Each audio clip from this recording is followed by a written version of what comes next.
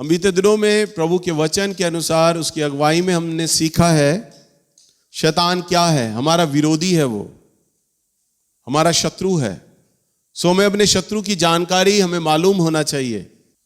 अब निकालिए परमेश्वर का वचन, इफिसियों 6 अध्याय और इसका 13 पद।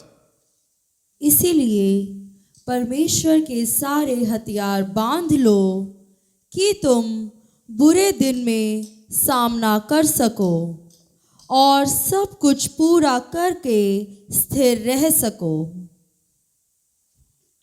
इसीलिए सत्य से अपनी कमर कसकर और धार्मिकता की झिलम पहनकर और पाँव में मेल के सुसमाचार की तैयारी के जूते पहनकर और इन सब के साथ विश्वास की ढाल लेकर स्थिर रहो, जिससे तुम उस दुष्ट के सब जलते हुए तीरों को बुझा सको। बस, हालेलुया। ये बात पौलुस ने लिखा है और पौलुस यरूशलेम में रहता था और यरूशलेम के अंदर रोमी शासकों का राज हुआ करता था। और जो पौलुस जो लिख रहा है वो एक जो भी चिन्ह बातें लिख रहा है वो रोमी सोल्जर को लिख के, रोमी सैनिक को लिखकर अपने दिमाग में उन बातों को लिख रहा है कि रोमी सैनिक जब तैयार होता था और जब वो लड़ने के लिए जाता था तो उसके पास क्या क्या होता था। तो वो देखता है रोमी सैनिक के अंदर कि उसके पास क्या होता था। पहली बात, उसके पास बेल्ट होता था, सत्य से अपनी कमर कस लो, 14 पद। 15 पद में लिखा धार्मिकता के झिलम पहन लो। तो देखते थे कि उसके चारों तरफ चेन होता था, छाती पर, गर्दन पर धार्मिकता का झिलम हुआ था। बड़े बड़े जूते होते थे, पिंडली तक जूते जाया करते थे। तो लिखा है मेल और सुसमाचार की तैयारी के जूते पहन लो और साथ में विश्वास की ढाल ले लो। रोमी सैनिक का जो ढाल होता था वो लगभग 2.5 फुट चौड़ा और 4 फुट लंबा हुआ करता था, पूरा लंबा।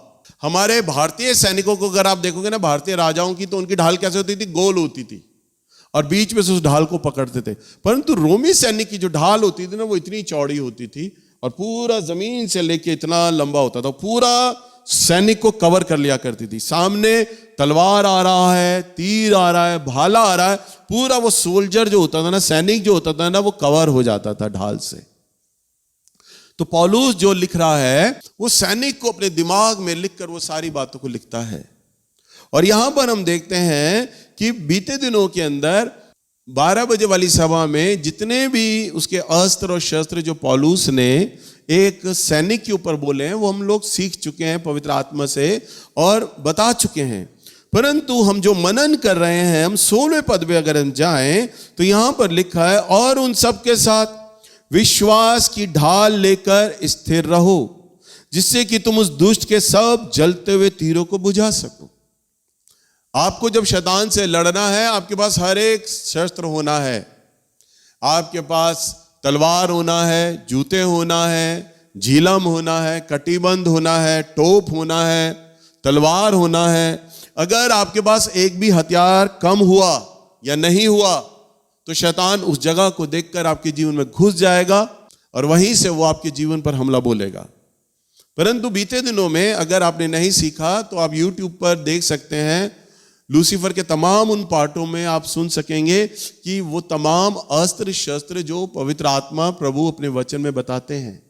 परंतु आज हम सीख रहे हैं 16वें पद में कि विश्वास की ढाल लेकर स्थिर रह सको, जिससे कि तुम सब उस दुष्ट के जलते हुए तीरों को क्या कर सको?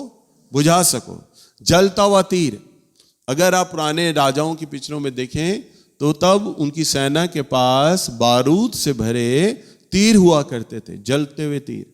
उन तीरों में वो आग लगा दिया करते थे और तब किसी भी शहर में, गांव में वो फेंकते थे तो सारे के सारा गांव उनके एक तीरों से जल जाया करता था। जलते हुए तीर मारते थे, जलते हुए तीर सेना पे फेंकते थे, जलते हुए तीर मकानों पे डाल दिए जाते थे। जहां डाले जाते थे वहां बर्बादी हो जाती थी, आग हो जाती थी। और तीर कहां से आता है? तीर कमान चलाने वाला जो चलाता है वो छुप कर चलाता है, पेड़ों पर बैठा है, चट्टान के पीछे छिपा है, झाड़ियों में बैठा है या किले की दीवार पर छुपकर बैठा है, क्योंकि तीर तो एक पतली सी लकड़ है, वो उसने निकलना है और कहां से आएगी वो तीर नहीं मालूम, परंतु आना है उसने, कहीं से भी हमला होगा। शैतान के पास क्या है? क्या है शैतान के पास? जलते हुए तीरों से। और तीर कहां से आएगा पता नहीं, परंतु जलता हुआ तीर है। और आगे पढ़ो बेटा।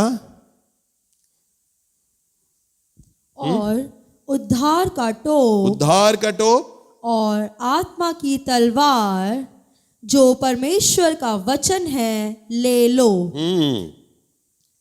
आपके पास क्या हथियार दिया है लड़ने को? हाँ, नकल मार लो। अनिल कांत ने बड़ा अच्छा गाना गाया, जिसके कान हो वो सुन ले। बताओ, पारुल वचन बोल रही है, वचन से सुन लो ना कि क्या है, पढ़ क्यों रहे हो उसमें? हालेलुया।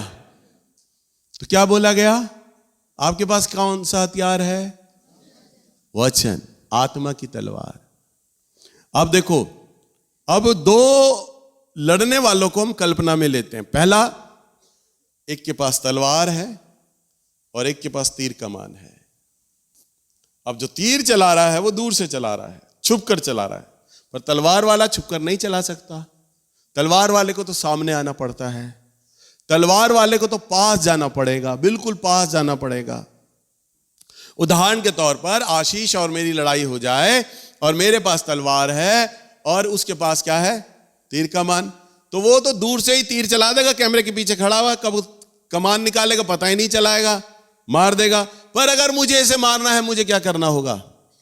अब तलवार तो फेंक के मारूंगा नहीं ना, मुझे तो तलवार लेके वहां कुछ कदम चलना पड़ेगा, 7-8 कदम चलूंगा, इसके पास जाऊंगा, तब मैं इसकी गर्दन को उड़ाऊंगा।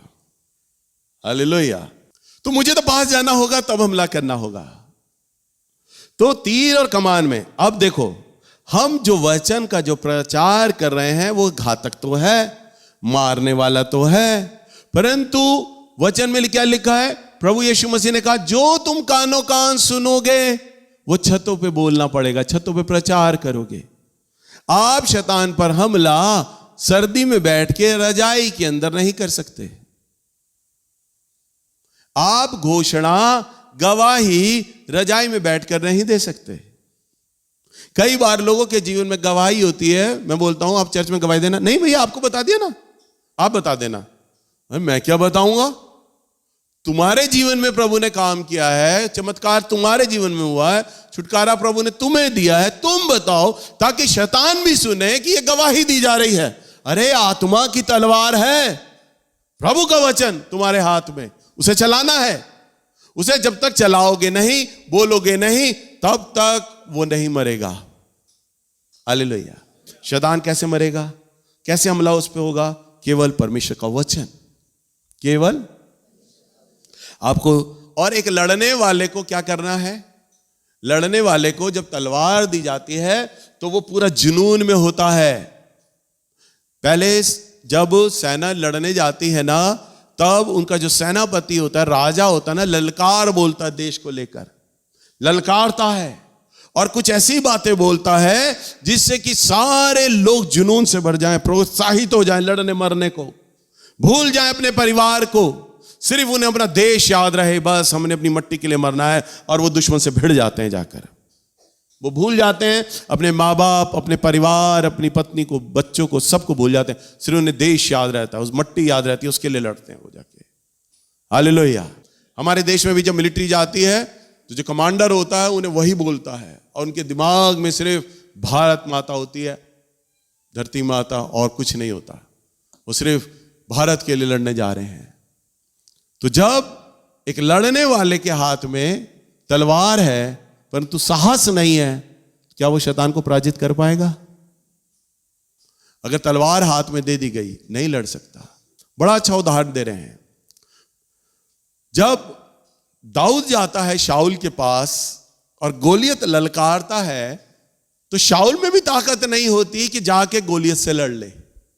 दाऊद के भाई भी लोग साहस नहीं कर पाते कि हम जाके लड़ लें, कोई साहस नहीं करता, सब घबरा रहे होते हैं, सब डर रहे होते हैं। अरे इतना बड़ा राक्षस, देख राक्षस, ये नॉर्मल आदमी नहीं है, ये तो कई हाथ ऊंचा है, मार देगा। और दाऊद तू तो बालक है, चूहे समान है तू। और गोलियत खुद कहता है क्या तू चूहा है मेरे आगे, तू मुझे ललकारेगा, यूं बोलता है। परंतु दाऊद के पास मालूम है सिर्फ एक चीज था, साहस। और हमारा प्रभु भी जब किसी को दर्शन देता है ना तो क्या कहता है, याद रख, दृढ़ हो जा, साहस रख, तेरा मन कच्चा ना हो, क्योंकि यहोवा परमेश्वर तेरे संग है। हालेलुया। और प्रभु हमें साहस के साथ वचन की घोषणा करने को बोलता है। शैतान आपके कांपते हुए पैरों को देख लेता है, आपके डर को देख लेता है। और मालूम है आपके अंदर डर क्यों है? क्योंकि आपने तलवार को धारण ही नहीं किया। और अगर धारण कर भी लिया है ना तो तलवार के अंदर वो क्या सामर्थ है आप उसे ही नहीं जानते। वो तलवार अपने आप में क्या है? एक अलौकिक तलवार, नॉर्मल तलवार नहीं है आपके पास। आपके पास प्रभु का वचन है, जो सामर्थी वचन है वो है आपके पास। और उस वचन को लेकर आप शैतान के सामने घोषणा करने जा रहे हैं। और पौलुस कहता है, लिखता है, और विश्वास की ढाल ले लो। क्या ले लो? शैतान से कैसे बचोगे केवल आप?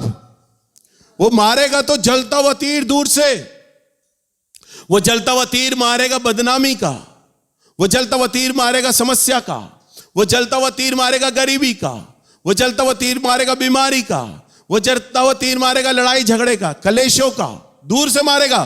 परंतु आपको सारे उसके तीरों को कैसे बुझाना होगा?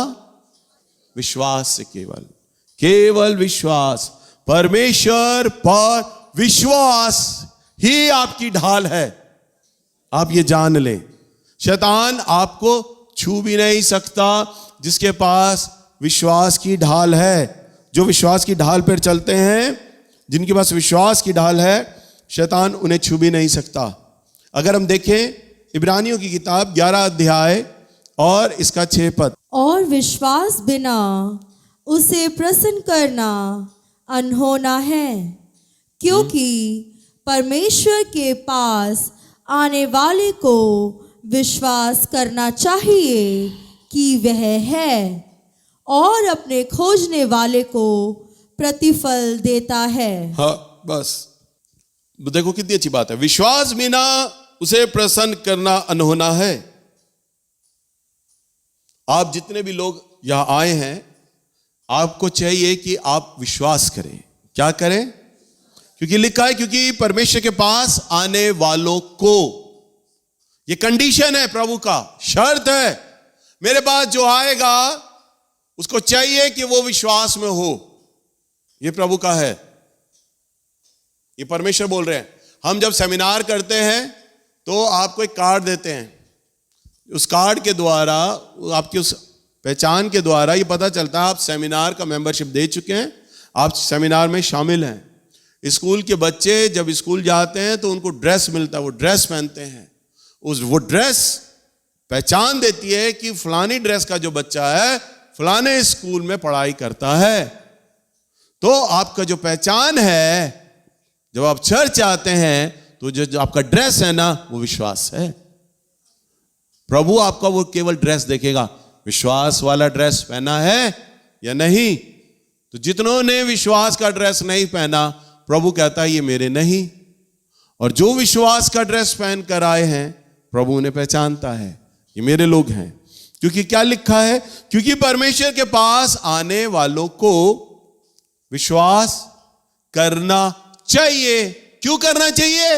आगे लिखा है कि वह है, कि वो जिंदा है, वो प्रार्थनाओं का उत्तर देता है, वो हमारी सुनता है। वो ये कहता है तू मुझे पुकार, मैं तुझे उत्तर दूंगा। हमें विश्वास करना है, वो मेरा प्रोवाइडर है, वो मेरा स्रोत है। जो परमेश्वर के पास आता है उसे चाहिए कि वो विश्वास करे, क्योंकि वह अपने खोजने वालों को प्रतिफल देता है। और लिखा है विश्वास बिना परमेश्वर को प्रसन्न करना क्या है? अनहोना है। अब ध्यान से सुनते जाइए। जितने भी हमारी सुबह वाली सभा में लोग आते हैं चंगाई चमत्कार के लिए, तेल पानी के लिए, मैं तेल पानी पर इसलिए प्रार्थना करता हूं, ध्यान से सुनो, तेल पानी पर इसलिए प्रार्थना करता हूं क्योंकि वो सब अन्य जाति परिवार से आए हैं। आप भी अन्य जाति परिवार से आए हो। अन्य जाति परिवार में क्या होता है, आपकी जो सोच रही है ना, भाई पहले तो हम मूर्ति के आगे दंडवत करते थे, भोग लगाते थे, चादर चढ़ाते थे, पताशे चढ़ाते थे, ये करते थे, सारी चीजें दिखने वाली। यहां तो कुछ दिखाई नहीं देता, कुछ दिखता ही नहीं। और अब तक हम जो थे दिखाई देने वाली चीजों पे तो विश्वास करते थे, हमारे सामने प्रत्यक्ष होती थी वो चीजें, दिखाई देती, यहाँ तो कुछ दिखता ही नहीं। एक बार एक क्रिश्चियन फैमिली मेरे पास आया, नीचे आकर बोला, भैया आपका चर्च बड़ा अच्छा है। मैंने कहा अच्छा है ना भैया, आराधना बड़ी अच्छी होती है ना। अच्छा, आपका वचन बड़ा अच्छा है, वचन बड़ा अच्छा, पर भैया आप इसे चर्च नहीं बोल सकते। मैंने कहा क्यों चर्च नहीं बोल सकता? कह रहा आपके चर्च में क्रॉस ही नहीं है। मैंने कहा, कह रहा वहां स्टैचू ही नहीं है। मैंने कहा अच्छा। कह रहे हम कैंडल लाए थे, थैले में से कैंडल निकाली, हम जलाएं कहां इसे? तो मैंने कहा अरे यार क्रॉस तो लटकाया ही नहीं, लगाना चाहिए। तो एक छोटा सा क्रॉस हमने लगाया, पर ये क्रॉस हो या ना हो, मेरा प्रभु कहता है जहां 2 या 3 मेरे नाम से इकट्ठा है, मैं उनके बीच में हाजिर हूं। हालेलुया। हम कैंडल जलाएं ना जलाएं, क्रूस लगाएं ना लगाएं, दिखाई देने वाली चीजों में प्रभु नहीं है। जब प्रभु आ रहे थे ना, तो राजा हेरोदेस के सामने जब सूचना मिली, शास्त्रियों ने बताया, मजूसियों ने बताया, एक बड़ा राजा आ रहा है जो धरती को हिलाएगा। हेरोदेस को चिंता हो गई, ओ धरती पर मेरा राज हिलाने वाला कोई आ रहा है, मारूंगा अब तो मैं मार दूंगा। परंतु प्रभु ने कहा मेरा राज यहां का नहीं है, वहां का है। हालेलुया। वो तो आत्मिक बातों को बोल रहा था, शारीरिक बातों पर नहीं। और राजा हेरोदेस और इस्राएल के सारे लोग ये आंखें लगाए थे कि वो आएगा ना तो घोड़े पे सवार आएगा, किसी राजा के घर पैदा होगा, वहां से निकल कर आएगा। परंतु हमारे प्रभु ने तो मामूली चरनी में जन्म लिया। ना दिखने वाला ईश्वर है हमारा, और उसकी जितनी भी प्रतिज्ञाएं और जितनी भी बातें हैं ना दिखने वाली होती हैं। सो आइए हम प्रभु के और वचन में चलते हैं। निकालिए इब्रानियों की किताब 11 अध्याय और इसका 1 पद। अब विश्वास आशा की हुई वस्तुओं का निश्चय और अनदेखी वस्तुओं का प्रमाण है। हाँ देखो मैंने क्या बोला, अनदेखा। बोलिए अनदेखा। जो दिखाई नहीं दे रही, वही तो मैं बोल रहा हूं, वही तो मैं प्रचार कर रहा हूं। जो दिखाई नहीं देता, नहीं देखता, हमें विश्वास की क्यों आवश्यकता?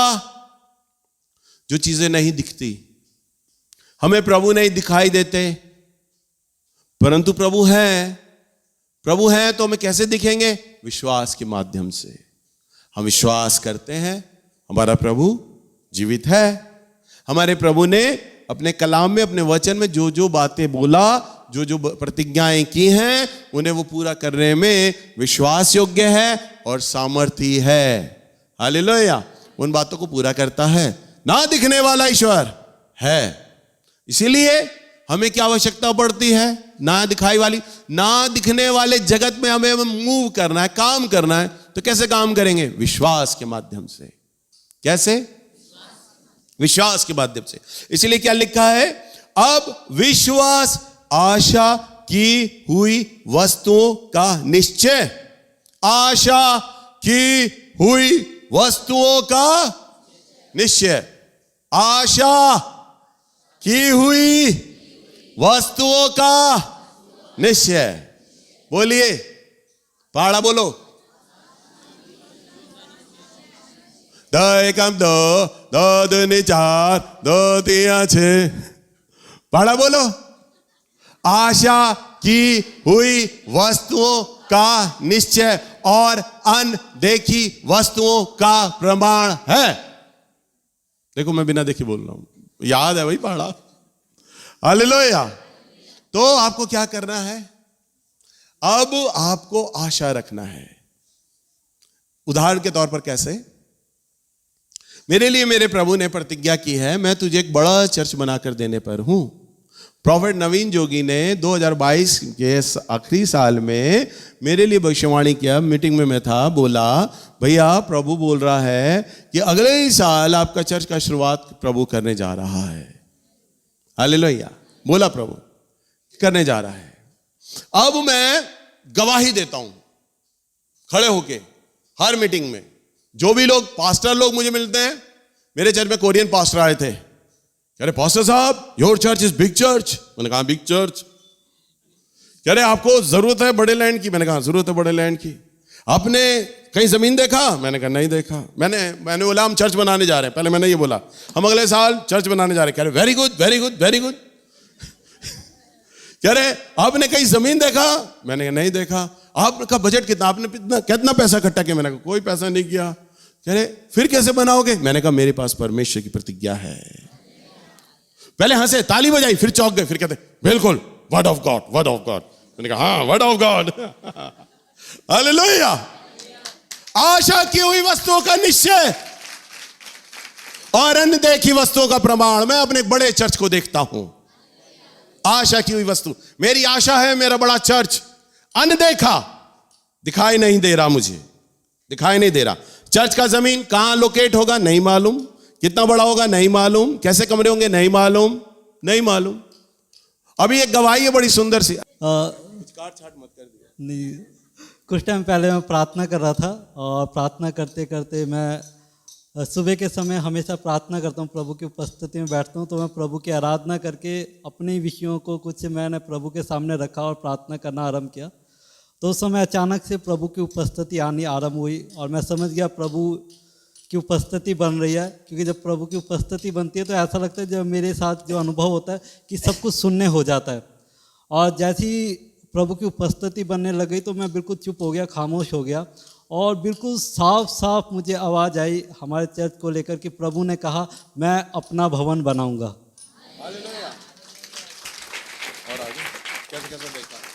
और उसी समय एक कुछ दर्शन सा मुझे दिखाई देने लगा कि मैंने देखा कि बहुत ही अच्छा एक मंच है जहाँ पर हमारी क्वायर आराधना कर रही है और इतना अच्छा मंच है कि मैं उसकी कल्पना अपने विचारों में कर ही नहीं सकता कि वो कितना सुंदर मंच था कि मैं उसको अपने शब्दों में भी बयान नहीं कर सकता। और मैंने देखा कि हमारे चर्च में परमेश्वर सबसे ज़्यादा भविष्यवक्ताई सेवकाई रखेगा और बहुत सारे भविष्यवक्ता खड़े होंगे।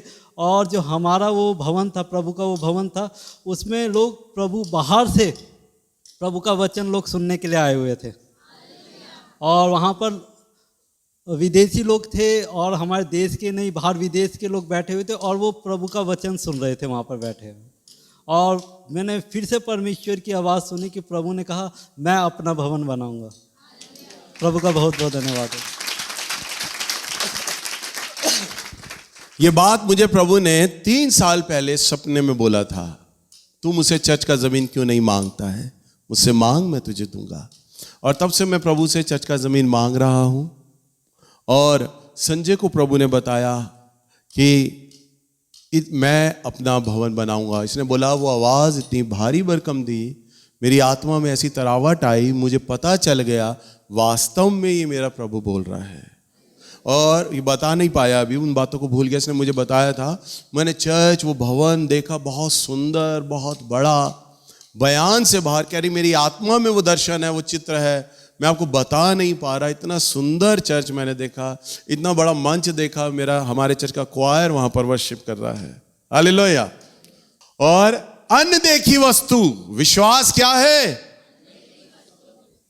No money no land. Korean pastor ने कहा no money no land, word of God, only word of God. मैंने कहा हाँ only word of God.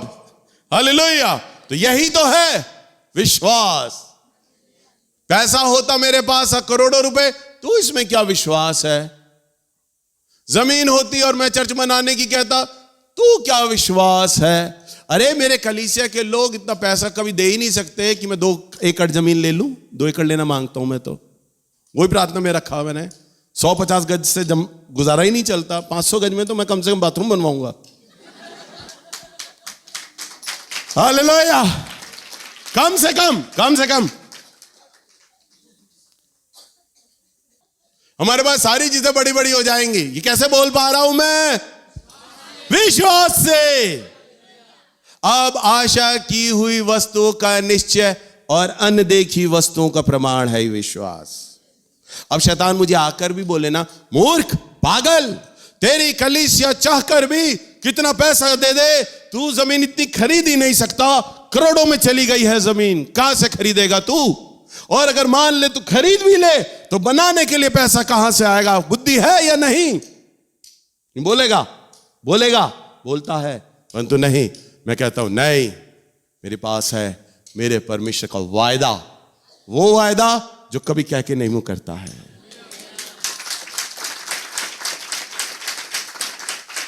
Sanjay के स्वप्न में मेरा परमेश्वर आया, मैं नहीं आया। मेरे परमेश्वर को चिंता है, वो कहता है मैं अपना भवन बनाऊंगा। और जब वो कह रहा है मैं अपना भवन बनाऊंगा, तो मैं क्यों चिंता करूं? कहां से पैसा आएगा, कहां से जमीन आएगी? मुझे तो मालूम है इस साल मेरे प्रभु मेरा चर्च शुरू करने जा रहे हैं, रिबन काटने जा रहे हैं। हालेलुया। और शैतान फिर चाहे कितने ही मुझ पर तीर चलाए, कोई भी पास्टर आकर बोले, कोरियन पास्टर आके बोले, XYZ कोई भी बोले, शैतान किसी की माध्यम से आके मेरे विश्वास को डिगाए, परंतु मेरा विश्वास तो ना गिरेगा, क्योंकि मेरा जो विश्वास है ना, वो आत्मा की तलवार पर है। हालेलुया। जो परमेश्वर का वचन है। तीर मार रहा है ना, एक मारेगा नहीं मरूंगा, दूसरा मारेगा नहीं मरूंगा, तीसरा मारेगा नहीं मरूंगा, पर एक बार पास तेरे आ जाऊं, एक ही वार होगा मेरा, 100 सुनार की और 1 लोहार की, एक ही वार मारूंगा और तेरी गर्दन काट दूंगा। हालेलुया। ऐ शैतान सुन ले, दूर से चाहे तो कितने हमले करे, कितने तीर चला ले, कितनी रुकावटें पैदा कर ले, पर पराजित नहीं कर सकता नैल्स को, क्योंकि नैल्स के पास क्या है? परमेश्वर का वचन। और मैं अपने परमेश्वर के वचन पर भरोसा करता हूं। परमेश्वर का वचन का भरोसा ही तो था, जब मुझे कोविड हुआ, मैं अस्पताल में चला गया, मैं वहां से बचकर आ गया। कैसे? मुझे अपने प्रभु पे भरोसा था। मुझे भरोसा था, मेरा परिवार आशा छोड़ रहा था मेरी, डॉक्टर को आशाएं नहीं थी कि मैं जिंदा आऊँगा, परंतु मुझे विश्वास था। मैंने कहा प्रभु ने तो अपनी वो प्रतिज्ञाएं अभी पूरी नहीं करी जो मेरे जीवन के विषय में बोला है प्रभु ने, अभी वो बातें आरंभ ही नहीं हुई, तो मौत कहाँ से आएगी मुझे? अभी आएगी नहीं। सामने वाला गोली भी चलाएगा ना, तो मेरा प्रभु बंद कर देगा, लॉक कर देगा, कहेगा मूर्ख, इसके जीवन के विषय में जो मैंने प्रतिज्ञाएं की अभी मैंने उन्हें पूरा करना है। छू नहीं सकती इस व्यक्ति को मौत, तो कोविड कहां से छू लेगा? हालेलुया। तो प्रभु ने जो जिस विषय के लिए जो प्लानिंग रखा है, जो बातें रखी हैं, अगर आप वचन पर खड़े हो, आपके पास आत्मा की तलवार है, और शैतान आपको कितना ही डिगाए, आप डिग नहीं सकते। जितने भी हमारे चर्च में पुराने लोग आते हैं, वो तेल और पानी को लेकर आते हैं, दिखने वाली चीजें। अगर मैं उन्हें बोल दूं ना, आप आंख बंद करके प्रभु को अपनी प्रार्थना में बोलना कि आपकी बीमारी चली जाए, तो चली जाएगी, तो विश्वास नहीं करेंगे। इस बात को ग्रहण कर जाओ। अरे प्रभु का वचन है, हमें ग्रहण करना है। भविष्यवाणी हो तब तो बड़ा बोलते हो, profit deep more deep more deep more. अरे पूरा कुएं में पहुंचा दोगे क्या प्रॉफिट को? हैं? तब तो बोलते I receive I receive I receive. अरे प्रभु के वचन को भी तो बोलो ना, आई रिसीव। हाँ, आई रिसीव। प्रभु के वचन को तो भी बोलना चाहिए ना। और मैं तो कहता हूं भविष्यवाणी से ज्यादा, देखो मैं कैसे चिल्लाया हूं, क्योंकि प्रभु का वचन, ज्यादा चिल्लाने की जरूरत है। आई रिसीव इट, मैं ग्रहण करता हूं इन वचनों को। जब आप बोलेंगे तब शैतान थर्रा जाएगा। ओ आत्मा की तलवार लिए हुए है, साहस आ गया इसमें, अब तो मुझे यह हरा ही देगा, पराजित कर ही देगा। आप वचन को रिसीव ही नहीं करते, रिसीविटी नहीं बोलते, आत्मा मन और प्राण शरीर से बोलते ही नहीं, तभी तो शैतान हंसता है और कहता है मैं तुझे चाहूं कभी भी हरा सकता हूं। मेरा एक ही तीर तेरे प्राणों को ले लेगा, मेरा एक ही तीर मारूंगा ना, तुझे प्रभु से अलग कर दूंगा। एक ही तीर, सिंगल तीर मारूंगा बस, और तू हार जाएगा। हालेलुया। प्रभु यीशु मसीह के चेले भी ऐसे ही तो बातें क्या करते थे, प्रभु जब तू अपने राज्य में आएगा, क्या तू मेरी सुधि लेगा? क्या तू मुझे अपने दाहिने हाथ बैठाएगा? चेले बात क्या करते थे, प्रभु ये बता कि जब तू अपने राज्य में आएगा, तेरे दाहिने कौन बैठेगा? अच्छा, हमने अपने बीवी मकान सामान सब कुछ बेच दिया, हमें बता कौन बड़ा है, हमें तेरे साथ कौन चलेगा, कौन तेरा प्रिय है? चले यही बातें क्या करते थे प्रभु से। प्रभु ने उन्हें सिखाने के लिए क्या किया? विश्वास का पाठ सिखाया। और प्रभु उनके सामने चंगाई करते थे, चमत्कार करते थे, परंतु प्रभु ने देखा, मैं देख तो लूं ये कितना प्रभु के वचन में बढ़ गए हैं, कितना सीख रहे हैं, तो प्रभु ने उन्हें सिखाने के लिए देखो क्या किया, मरकुस की किताब 4 अध्याय निकालो, और प्रभु ने उन्हें सिखाने के लिए एक योजना बनाई, और प्रभु उनको लेकर नाव में बैठ गए और नाव पर सवार हो गए और चलने लगे।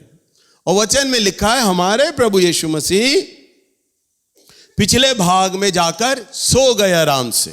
क्या लिखा है? सो गए। और 12 चेले रात को नाव चला रहे हैं, अचानक तेज तूफान आ गया है। तेज तूफान आ गया। क्या हुआ? तेज तूफान आ गया। चेले लोग प्रयास कर रहे हैं, भाई उसमें से 7-8 लोग तो मछुआरे के खानदान से थे, बचपन से ही मछुआरे थे, पानी को तो जानते थे। अब जब बढ़ने लगा तूफान, पतरस ने कहा अरे मत घबराओ, ये तूफान तो बचपन से देखते आए हैं। एक ने बोला होगा रब्बी को जगा लेते हैं, बोल दें रब्बी अपने आप को संभाल लो, बांध लो, अरे बड़ई का पुत्र है, लक्कड़ का काम जानता है, पानी से क्या लेन देन, गिर गिरा गया तो और दिक्कत हो जाएगी, हमें ही जाना पड़ेगा है। पतरस ने कहा अरे गुरु को सोने दो, हम ही संभाल लेंगे नाव को, क्या चिंता करनी, रहने दो। और नाव बढ़ रही है, तूफान चल रहा है। पतरस ने बोला भाई यहूदा पाल को गिरा दो। अब पाल नीचे गिरा दिया, कपड़े गिरा दिए गए और नाव खेने, भाई यूहन्ना हे निद्रास जल्दी से चप्पू चलाओ, और चप्पू चलाए जा रहे हैं फटाफट, सारी कोशिशें कर ली। थोमा जल्दी से पानी बाहर निकालो, और नाव से पानी निकाल रहे हैं, सब लगे पड़े हैं। 12 चेले, कितने लोग? 12 चेले कर रहे हैं, प्रयास कर लिया, थक गए, और आखिर में देखो क्या हुआ। मरकुस की किताब 4 अध्याय और 37वां पद। तब बड़ी आंधी आई और लहरें नाव पर यहाँ तक लगी कि वह पानी से भरी जाती थी। हाँ, पानी भर रहा था। हाँ, पर वह आप पिछले भाग में गद्दी पर सो रहा था। तब उन्होंने उसे जगाकर उससे कहा, हे गुरु, क्या तुझे चिंता नहीं कि हम नष्ट हुए जाते हैं? तब उसने उठकर आंधी को डांटा और पानी से कहा, शांत रह, थम जा। और आंधी थम गई और बड़ा चैन हो गया। और उसने कहा, तुम क्यों डरते हो? क्या तुम्हें अब तक विश्वास नहीं? बस अब देखो, आपको कोई जगाता है तो हल्की आवाज देता है, भाई खड़े हो जाओ, स्कूल नहीं जाना, काम पे नहीं जाना, आपकी नींद खुल जाती है। वहां 12 आदमी चिल्ला रहे हैं, और वचन 37 में क्या लिखा है? तो बड़ी आंधी आई, लहरें नाव में भरी जाती थी, और पिछले भाग पर यीशु सो रहा था। बताओ, नाव में 12 आदमी जोर जोर चिल्ला रहे हैं, और लिखा है यीशु सो रहा था। अब देखो, बारिश आ रही है, आप किसी को गहरी नींद से जगाने के लिए 4 छींटा मारते हो तभी उठ के बैठ जाता है। मैंने मूवी के अंदर बकायदा ये सीन देखा, वचन में प्रचार करने से पहले देख तो लूं, और बकायदा मैं देख रहा प्रभु यीशु मसीह कपड़ा मुंह पे डालने में, पूरी बारिश बह रही है, तेज नाव पर चल रही है। क्योंकि कोई भी क्रिश्चियन मूवी बनाने से पहले बड़े बड़े बाइबल के जो स्कॉलर्स हैं रिसर्च करते हैं, क्योंकि वर्ल्ड में जानी है वो पिक्चर, कहीं से कोई क्लेम ना आ जाए, कोई बात, कोई विवाद ना खड़ा हो जाए। तो जब मैंने मूवी में देखा कि प्रभु पे बारिश का पानी पड़ रहा है, पूरे भीग रहे हैं, नाव में पानी भर रहा है, नाव में पानी भर रहा है, भीगे हुए हैं। प्रभु यीशु मसीह पूरा भीगा हुआ है, 12 लोग कान पे चिल्ला रहे हैं, तो भी वचन में लिखा है प्रभु यीशु मसीह सो रहा है। प्रभु यीशु मसीह क्यों सो रहा है? बेटा मेरी जरूरत नहीं है, तुम तो समुद्र को बहुत जानते हो ना, मछुआरों के खानदान से हो, तुम नाव को जरूर किनारे लगा दोगे, तुम्हें मालूम है पाल गिरा देंगे तो हवा के झोंके को हम संभाल लेंगे, तुम्हें मालूम है चप्पू चलाने से हम जल्दी किनारे लग जाएंगे, तुम्हें मालूम है नाव से पानी बाहर निकाला जाएगा, हम बच जाएंगे, कर लो कर लो कर लो, ये सब कर लो, मैं तो सो रहा हूं। हालेलुया। और जब चेले थक गए, हर प्रयास करके थक गए। वो आए गिड़गिड़ाने, खिसियाकर, गुस्से में रब्बी के पास आए और कहने लगे, हे रब्बी, तुझे क्या हमारे प्राणों की चिंता नहीं? देख हम नाश हुए जाते हैं। हालेलुया। लिखा है यहां, तब क्या जगा कर कहा, हे गुरु, क्या तुझे चिंता नहीं कि हम नाश हुए जाते हैं? कई बार प्रभु यीशु मसीह में विश्वास का पाठ सिखाने के लिए ना सो जाता है। हाँ, सच्ची बात है भाई। सुन लो 2 बजे वालों, अब ये तेल पानी वाली बात चली गई, जो दिखने वाली चीजें थी। यह तो अनदेखी चीजें हैं, और अनदेखी बातों में हमारा प्रभु सो जाता है। क्या करता है? मैं जब 14 साल अस्पताल में रहा, डॉक्टर बार बार आकर कहती 80% लंग्स डैमेज हो गए हैं, और अलग जाके बात करते ये आदमी बचेगा नहीं। मेरे भाई से, मेरे बेटे से फॉर्म भरा लिए गए, साइन करा लिए गए, यह आदमी कभी भी मर सकता है। परिवार वालों के साइन करा लिए, बचने की कोई उम्मीद नहीं है, साइन करा लिए गए, बोल दिया जा रहा है। परंतु मुझे विश्वास है, नहीं, मेरा प्रभु मुझे यहां से लेकर जाएगा, मुझे विश्वास है। और रात दिन मुझे क्या सपने आते, मेरा चर्च टूट रहा है, मेरे चर्च के लोग बर्बाद हो रहे हैं, और मैं बार बार जब जाग जाता, सपने में बंद कमरे में होता, सनी से पूछो, सनी मुझे खाना देने आता था, ये, या मेरा बेटा शानू आता था, ये 2 आते थे, इससे पूछो। तो जब आदत बंद कमरे में होता था, नींद खुलती है 2 बजे रात के, 3 बजे, शैतान की फुसफुसाहट, उसकी हंसी मैं अपने कान में सुनता, ये मूर्ख पागल, तुझे देख तेरे परमेश्वर ने भी छोड़ दिया, इतने दिनों से तू यहां है, तू लोगों के लिए प्रार्थना करता है, वो तेरी प्रार्थना से ठीक हो जाते हैं, तेरा कोरोना तुझे क्यों हो गया? अगर प्रभु तेरे साथ होता तो तुझे कोरोना नहीं होता, अगर होता भी तो प्रभु तेरी प्रार्थना को सुन लेता और तुझे चंगा कर देता। तू तो कहता है सबको मेरी बहुत बड़ी कलीसिया है, कौन है यहां? कोई है तेरे पास? कोई आया तेरे पास? कोई तुझे मिलने आया? किसी ने फोन किया? कोई नहीं तुझे प्यार करता। शैतान मुझे बार बार बोलता ये बात, ताकि मेरे मन में मेरे लोगों को लेके गुस्सा आ जाए, कड़वाहट आ जाए। इन लोगों के लिए मैं प्रार्थना करता हूं, इन लोगों के लिए मैं उपवास करता हूं। और जब तक मैं अस्पताल नहीं भी गया था ना, मैं बीमारी के बिस्तर पे होता था, रात के 3 बजे मेरी आंख खुलती थी, मेरी पत्नी मेरे साथ लेटी हुई सो रही है, शैतान मुझे विचार देता, बोलता, देख तू कहता है तेरी पत्नी तुझे बहुत प्रेम करती है, वो सो रही है, उसे कोई चिंता नहीं। देख तेरे 3 बच्चे साथ वाले कमरे में, उन्हें भी कोई चिंता नहीं, सब सो रहे। मेरे कानों में बार बार ये आवाजें आती थी, बोला जाता था मुझे। 14 दिन तक मैं दिन रात इस ट्रोमा से गुजरा हूं। बार बार शैतान ये विचार देता, बोलता, शैतान विचार, तू अकेला रह गया है, तू अकेला रह गया है, तू अकेला रह गया, तू मर जाएगा, तेरे परवाह किसी को नहीं, कोई तुझे प्यार नहीं करता, कोई तुझे चिंता नहीं करता, सब ऐसा बोल रहे। मान लो जब आप एक बंद कमरे में हो और बार बार एक व्यक्ति आपको बोलता रहेगा ना, तो आप उसकी हाँ में हाँ मिला ही दोगे। हाँ, ये बात ठीक है, ये व्यक्ति सही कह रहा है, ये सही बोल रहा है, ये बात ठीक होगी, सही कहा जा रहा है। परंतु नहीं, मैं प्रभु के वचन पर बना रहा, विश्वास के रहा। प्रभु कई बार आपके जीवन में सो जाएगा, तूफान लाएगा, आंधी लाएगा, समस्या लाएगा, क्लेश लाएगा, और जब सबसे ज्यादा प्रभु की आपको जरूरत होगी ना, वहीं प्रभु आपको नहीं मिलेगा। मैंने सपने में देखा, जब मैं अस्पताल में था, मैं सपना देख रहा हूं, नवीन भैया की मीटिंग हो रही है, चंगाई प्रार्थना कर रहे हैं, प्रभु यीशु मसीह इधर से आए, मैं यहां बैठा हूं और प्रभु यीशु मसीह आए, मेरे क्वायर पर हाथ रख रहे हैं। अब मैं खुश हो रहा हूं, सपने में मैं देख रहा हूं प्रभु आ गए, अब मुझे चंगा कर देंगे, अब मैं घर चला जाऊंगा, ठीक हो जाऊंगा। प्रभु आए, प्रभु ने मुझे देखा तक नहीं, प्रभु ने लोगों को ठीक किया और बाहर चले गए। ऐसे मैंने देखा, सपना देखा, जैसी मेरी आंख खुली, शैतान ने कहा, देख तेरे प्रभु ने तक तुझे छोड़ दिया है, वो भी नहीं चाहता तुझे चंगा करना।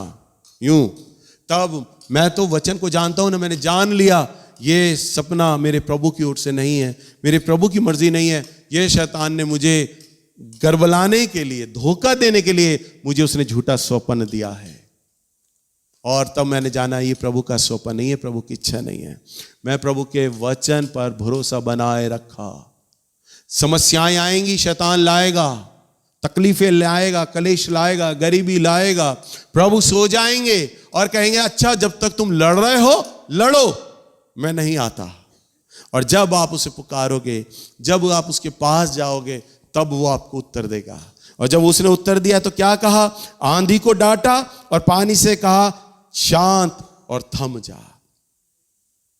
और थम गया, पानी थम गया, तूफान थम गया, तेज हवाएं चलना थम गई। चेले अचरा गए, डर गए और कहने लगे अरे ये कैसा व्यक्ति है, इसके पास कैसा अधिकार है, ये बोलता है। तब लिखा है प्रभु यीशु मसीह ने कहा क्या तुम्हें अब तक विश्वास नहीं? क्या बोला? क्या बोला? क्या बोला? क्या तुम्हें अब तक? आप 2 बजे वाले लोगों से प्रभु यही बोलता है, क्या तुम्हें अब तक विश्वास नहीं? मेरे कई बार पुराने चर्च के लोग मेरे पास आकर रोते हैं, भैया प्रभु हमारी प्रार्थना को नहीं सुन रहा, ये समस्या बनी हुई है, ये बातें बनी हुई हैं, ये चीजें बनी हुई हैं, ये बातें ऐसी चल रही हैं।